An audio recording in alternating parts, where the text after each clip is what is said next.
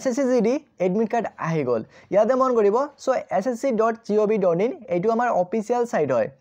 আৰু ইয়াতে স্পষ্টভাৱে লিখা আছে নোটিস বোৰ্ড 25 জানুৱাৰী 2025 আজিৰ তাৰিখ আৰু আজি অলপমান আগতে নোটিসখন মুকলি কৰি দিয়া হৈছে ssc.gov.in অফিচিয়েল সাইটত আৰু ইয়াতে স্পষ্টভাৱে লিখা আছে Constable GD in Central Armed Police Force, CRPF, SSF, Rifleman GD in Assam Rifles and SIPO in Narcotic Control Bureau Examination 2025.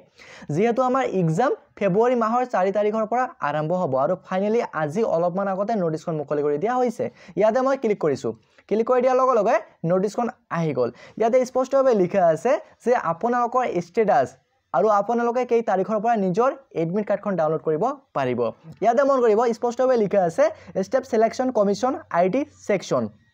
ইয়াতে যাব so constable GD in central arm police force CRPF SSF rifleman GD in Assam rifles and sepoy in narcotic control bureau examination 2025 so আপোনালোকৰ এক্সামটো কত পৰিছে সিটি centre কেই তাৰিখৰ পৰা চাব পাৰিব ইয়াতে স্পষ্টভাৱে লিখা আছে ইয়াতে চাব স্পষ্টভাৱে লিখা আছে The candidates of Constable GD in Central Armed Police Force, CRPF, SSF, Rifleman GD in Assam Rifles and SIPO in Narcotic Control Bureau Examination 2025.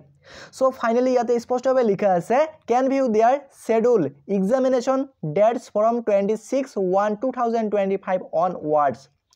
আজি যেহেতু আমাৰ 25/1/2025 হয় সো ফাইনালি আপোনালোকে কালি 26 জানুৱাৰী 2025 কালিৰ পৰা আপোনালোকে নিজে নিজৰ ষ্টেটাসটো চাব পাৰিব যে আপোনাৰ পৰীক্ষাটো কত পৰিছে আৰু কেই তাৰিখত পৰীক্ষাটো পৰিছে এণ্ড কেই নম্বৰ শিফটত পৰীক্ষাটো পৰিছে আপোনালোকে এটো চাব পাৰিব ক্লিয়াৰ হৈ গ'ল যেহেতু আপোনালোকে কালিৰ পৰা নিজৰ ষ্টেটাসটো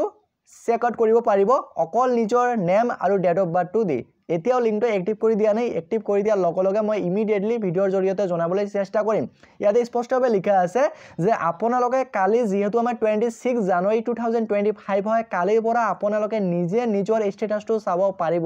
কত পৰীক্ষাটো পৰিছে কেই নম্বৰ শিফটত পৰীক্ষাটো পৰিছে আৰু কেই তাৰিখত পৰীক্ষাটো পৰিছে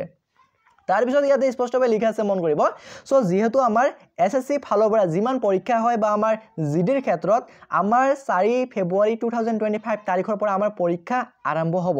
সো ফাইনালি পৰীক্ষাৰ 10 দিন মান আগতে আমাৰ এডমিট কাৰ্ড ষ্টেটাস লিংক এক্টিভ কৰি দিয়া হয় লিংক মুকলি কৰি দিয়া হয় যেহেতু আমাৰ 4 ফেব্ৰুৱাৰী 2025 তাৰিখৰ পৰা আমাৰ এক্সাম আৰম্ভ হ'ব সেই কাৰণে 10 ডে আগতে ঠিক আছে সো তেনেহলে কালি আমাৰ 26 জানুৱাৰী 2025 হয় আৰু সেইফালে আমাৰ 4 ফেব্ৰুৱাৰী 2025 সো ফাইনালি ইয়াৰ ভিতৰত আমাৰ 10 ডে ডিসটেন্স থাকে সো সেই কাৰণে যেহেতু কালি আমাৰ 26 জানুৱাৰী 2025 হয় আৰু কালিৰ পৰা আপোনালোকে নিজে নিজৰ ষ্টেটাসটো চাব পাৰিব এইটো ক্লিয়াৰ হৈ গ'ল মানে পৰীক্ষাৰ 10 দিন আগতে আপোনালোকৰ ষ্টেটাসটো লিংক এক্টিভ কৰি দিয়া হয় ইয়াৰ পিছত ইয়াতে লিখা আছে স্পষ্টভাৱে মন কৰিব সো আপোনালোকৰ ফোন নাম্বাৰটো চাব ইয়াতে স্পষ্টভাৱে লিখা আছে ইয়াতে মানে এটা এক্সাম্পল দিয়া হৈছে ঠিক আছে এক্সাম্পল দিয়া হৈছে যে আপোনালোকৰ সাপোজ ধৰি লোৱা যে ফেব্ৰুৱাৰী মাহৰ 10 তাৰিখৰ পৰা আপোনালোকৰ এক্সাম আৰম্ভ হ'ব বা এক্সাম চলিব ইয়াতে স্পষ্টভাৱে লিখা আছে মন কৰিব so candidate examination is schedule on 10/2/2025 so আপোনালোকৰ 10/2/2025 তাৰিখৰ পৰা এক্সাম আৰম্ভ হ'ব সাপোজ এক্সাম্পল সো ফাইনালি আপোনালোকে 1/2/2025 মানে 10 দিন আগতে আপোনালোকে নিজে নিজৰ ষ্টেটাসটো চাব পাৰিব আৰু ইয়াতে স্পষ্টভাৱে লিখা আছে যে আপোনালোকে এক্সামৰ 4 দিন মান আগতে ইয়াতে চাক মন কৰিব যেহেতু আপোনাৰ ইয়াত এক্সাম্পল এটা দিয়া হৈছে যে 10/2/2025 তাৰিখৰ পৰা আপোনালোকৰ এক্সামটো হ'ব আৰু ফাইনালি আপোনালোকে ইয়াতে 6/2/2025 তাৰিখৰ পৰা আপোনালোকে নিজে নিজৰ এডমিট কাৰ্ডখন ডাউনলোড কৰিব পাৰিব এইটো ক্লিয়াৰ হৈ গ'ল মানে এক্সামৰ 4 দিন মান আগতে আপোনালোকে এডমিট কাৰ্ডখন ডাউনলোড কৰি ল'ব পাৰিব আৰু এক্সামৰ 10 দিন মান আগতে আপোনালোকে নিজে নিজৰ ষ্টেটাসটো চাব পাৰিব সো ফাইনালি অফিচিয়েল নোটিস মুকলি কৰি দিয়া হৈছে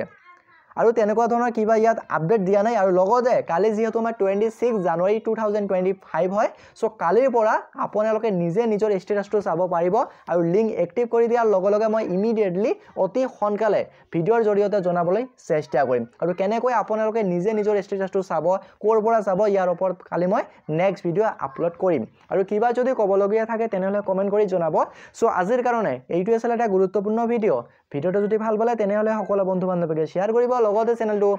ছাপোৰ্ট ছাবস্ক্ৰাইব এণ্ড ফ'ল' কৰিব নাপাহৰিব। জয় অসম।